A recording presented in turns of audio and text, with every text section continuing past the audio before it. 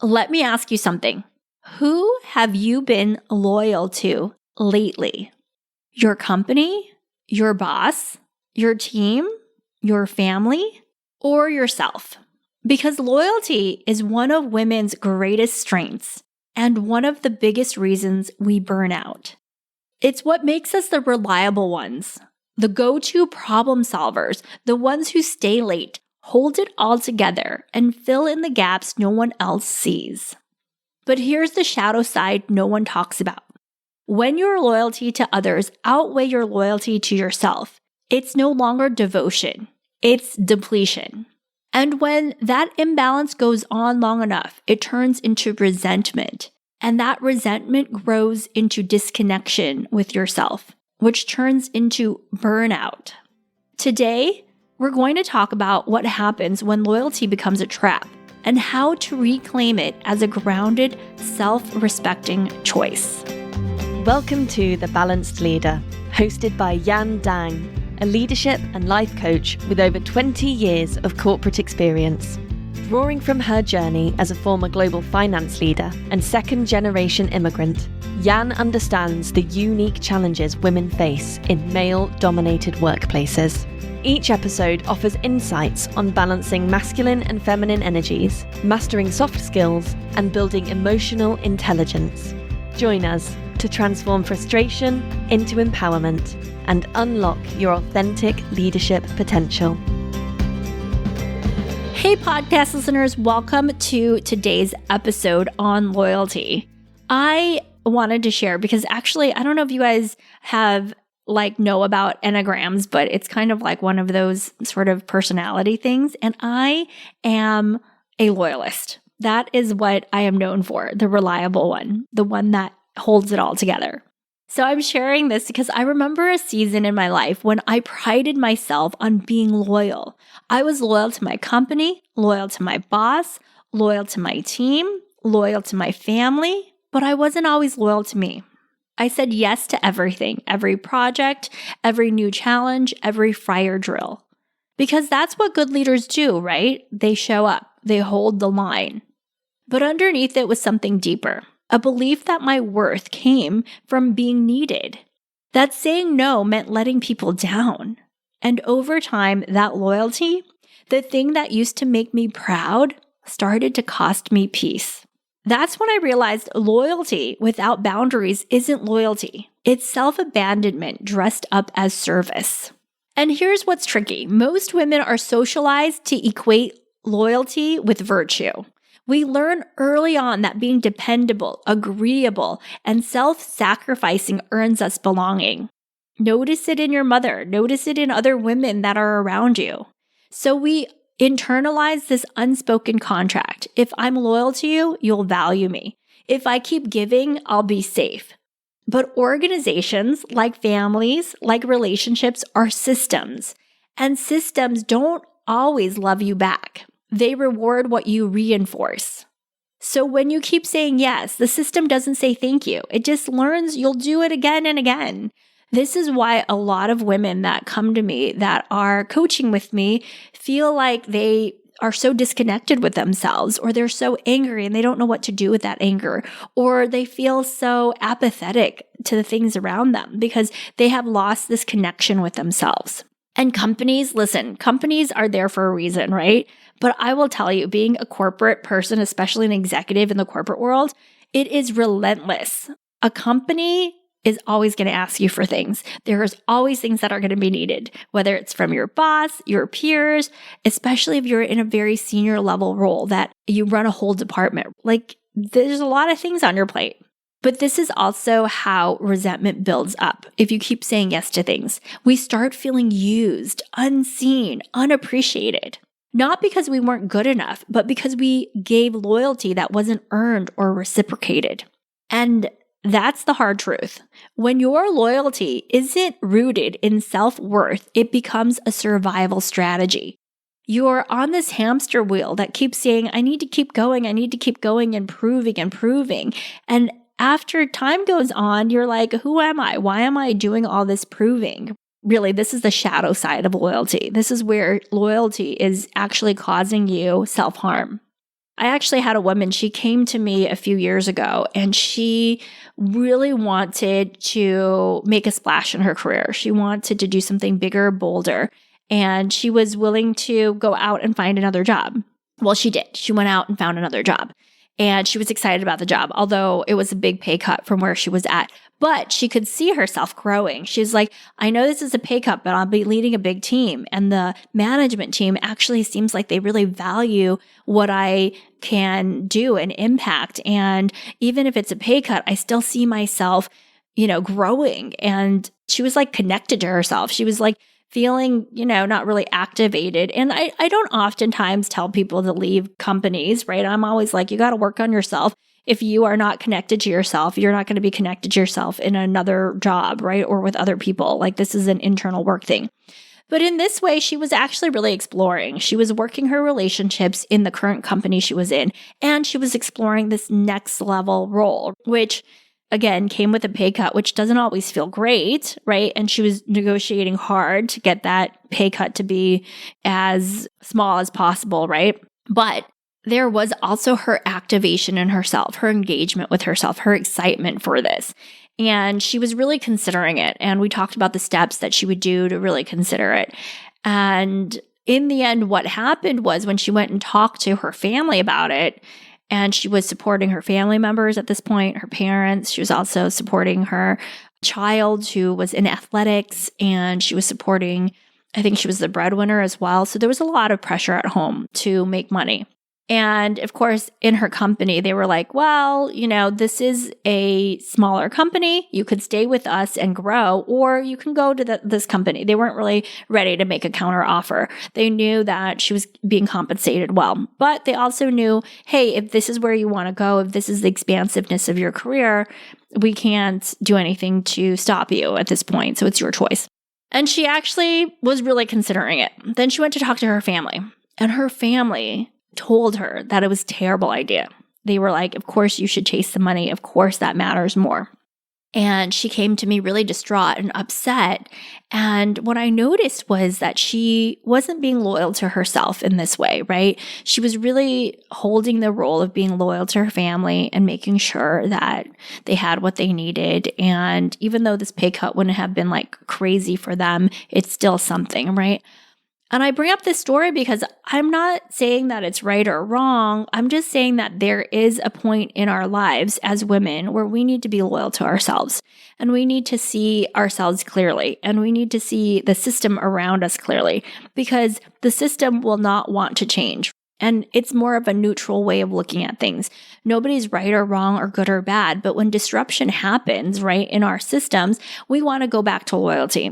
And loyalty may look safer, but over time, that disconnection with yourself means something. It actually creates something internally within you, and how you show up, and how energized you are, and how you interact with people, and how present you are.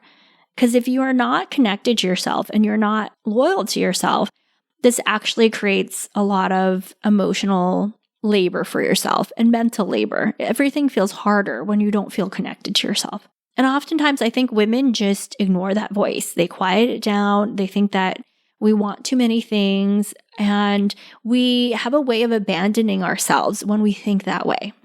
So what does grounded loyalty look like? I want you to just think about what this could look like for you in your life. It's loyalty that comes from choice, not conditioning, not from the systems around us, but from true choice, from clarity and not guilt. Guilt comes from wanting to be something somebody else wanted for us, wanting to not disappoint others. This comes from alignment to yourself, who you want to become, not attachment to the role that you played in the past. Grounded loyalty asks, does this relationship still honor who I'm becoming? Is this company still aligned with my growth? Am I staying because it serves me or because I'm afraid to disappoint? What if the biggest shift you make in 2026 isn't in your goals, but in the woman you bring to the table? You already know your next level won't come from working harder. It will come from evolving the identity you lead from. And that's why this offer matters so much. Most Black Friday deals save you money. This one gives you over 80% in savings, and the identity shift your 2026 leadership will depend on. I created the Power Series for high-achieving women who are ready to enter 2026 with conviction, clarity, and undeniable presence, not by doing more, but by becoming the woman who can lead at her next level.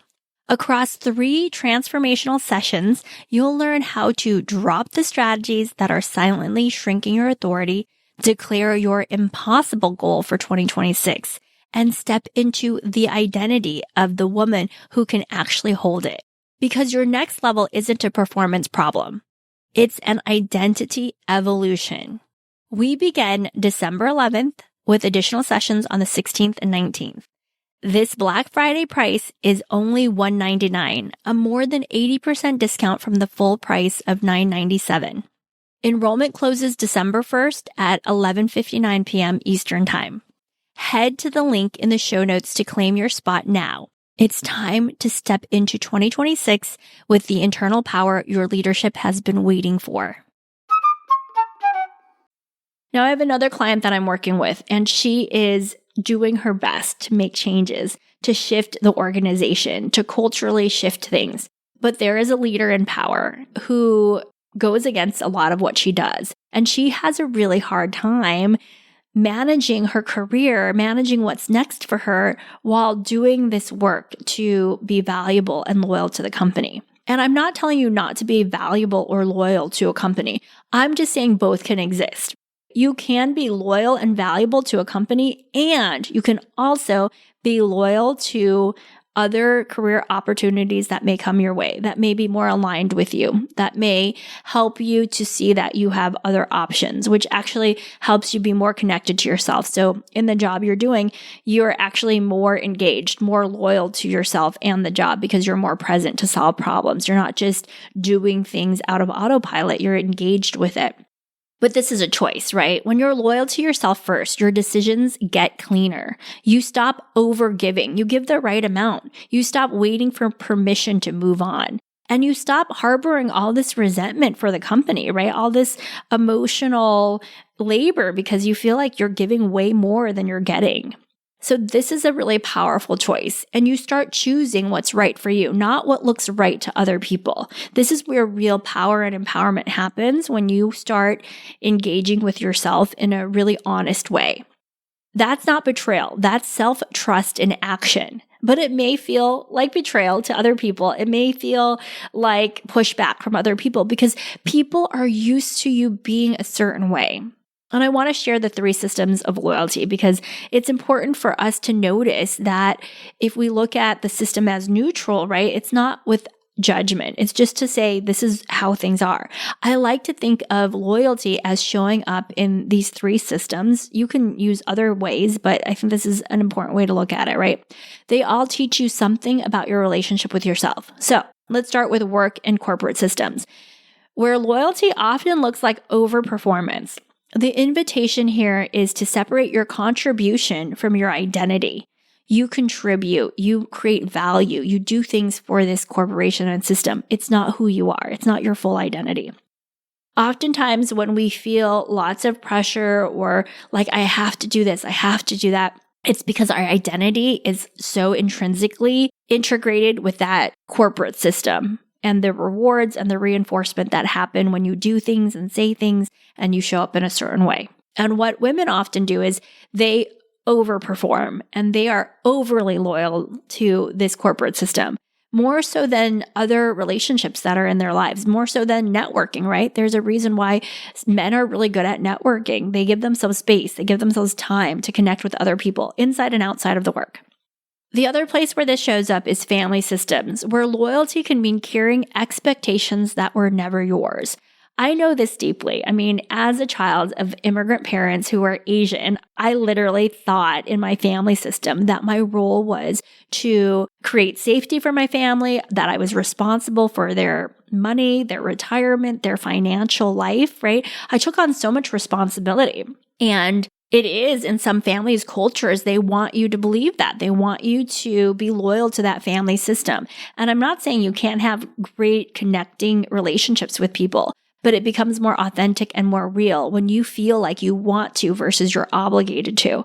My relationship with my family is much more real than it was many years ago when I felt like I had to be a good girl, a good daughter, a good sister, all these things that I felt like I had to be loyal to this system, this role, right? So the invitation here is to release the roles you outgrew and redefine what love looks like to you. Here's just a simple example of this. When somebody gives you something and you really don't want it and you say yes to it because you're like, I meant to say yes to this, but saying yes to it, you actually don't want it at all. And oftentimes people say yes, like, give me this thing. It's not easy to say no, thank you for thinking of me, but I actually don't want this, right? That's not easy. And I want you to just think about that, right? I'm not pushing you to do one thing or the other, but I just want you to notice how many rules that breaks for you, right? When you say no to something you actually don't want. And I've learned how to do this in different ways. I don't always do it. Sometimes I'm under the pressure of being loyal or being people pleasing. So I'm not going to lie to you about that. But more often than not now, and I'm doing it more and more consistently, I'm telling people how much they matter to me, how much them thinking of me makes a difference to me. And I'm also letting them know I don't particularly like these things, but I love that you thought of me. There's so many things in our system and society that says, no, you should just take that thing and be happy with it. You should just lie. But you get to decide who you are and what you're really loyal to. And then, of course, in relationships, that's the system too, where loyalty sometimes means tolerating misalignment in the name of harmony. I don't want to rock the boat, so let's not speak up when my husband has other plans, or I'm not going to rock the boat. My friend wants to do X, Y, and Z. I don't really want to do that. This is your invitation to choose truth over comfort. Again, mutual respect over avoidance. In your relationships, being more real, being more you. In every system, the question is the same. Am I being loyal to my values? Or am I feeding into my fears? And am I scared of what's going to come up if I say who I am or tell the truth of who I am? But in that question is also your ability to see your own self-worth. Because in the context of loyalty to systems, your self-worth is basically defined by what you're willing to do versus who you're being in that moment and who you're being towards yourself. All right, so I want you to have a reflection and think about this episode because this is really to ignite you and activate you. It's not about shaming you. It's not about judging anything. It's really to create space for you and permission to notice yourself. So many times, like even I am not thinking like, what's going to be best for me in this situation? I do that more and more as I work on myself and as I coach others and I coach myself. But I want you to give yourself some space to do this loyalty audit of yourself. Ask yourself, who or what have I been loyal to lately? Notice what comes up for you. What has loyalty cost me? Time, energy, peace, disconnection with myself, maybe authenticity. And of course, the way I define authenticity is not just comfort. It's that you are becoming more and more the person you want to be. The next question is, what might loyalty to myself look like in this same area? Right? Find yourself in your corporate context, in your family context. Ask yourself, what would it look like for me to be loyal to myself? Both can be true. You can be loyal to systems, right? In a way where your boundaries are in line and where your value matters. It's not an all or nothing game here. I'm never telling people to cut off relationships unless they really want to. It's their choice, right? I'm really telling you to work within the system, but make sure that system works for you. And the last question is, what would change if I started practicing that today, right? What would change if you started being just a little bit more loyal to yourself today? Loyalty to yourself doesn't make you selfish. It makes you sustainable. This is how women advance without burning out. You being really clear on your boundaries, your values, and knowing that loyalty is not a negotiable for you, right? That you can be loyal and you can be loyal to yourself. You can be loyal to the system and to yourself. Because when you're loyal to your own well-being, you can serve others from fullness, not depletion. At its core, loyalty is about worth. When you forget your worth, you give loyalty away, hoping it'll buy you belonging, hoping that it will buy you rewards. When you remember your worth, you offer loyalty as a gift, not a transaction. And less resentment shows up because you're like, I want to do this. I'm doing this out of pure, love for it or pure service, right? I'm not doing this from an unclean place. So if you've been overextending, over-delivering, overstaying, ask yourself, what if the most loyal thing I could do is not stay, but stay true? You can love the people, respect the mission, and still choose you. That's not quitting. That's leadership. If this episode resonated, share it with another woman who's learning to be loyal to herself again, who wants to connect with herself deeply. And if you're ready to lead with power without losing yourself, you'll find ways to work with me in the show notes. Until next time, remember, the most powerful form of loyalty is self-loyalty. All right, have a beautiful week ahead. Go and be loyal to yourself. Be kind to yourself and make things happen for you. Reclaim that self-worth. I'm thinking of you. You can do this. I will talk to you soon. Bye. Thank you for being a part of the Balanced Leader community. We hope you found today's episode inspiring and actionable. For more resources and to connect with Jan, visit us at aspire-coaching.co. Until next time, keep leading with confidence and purpose.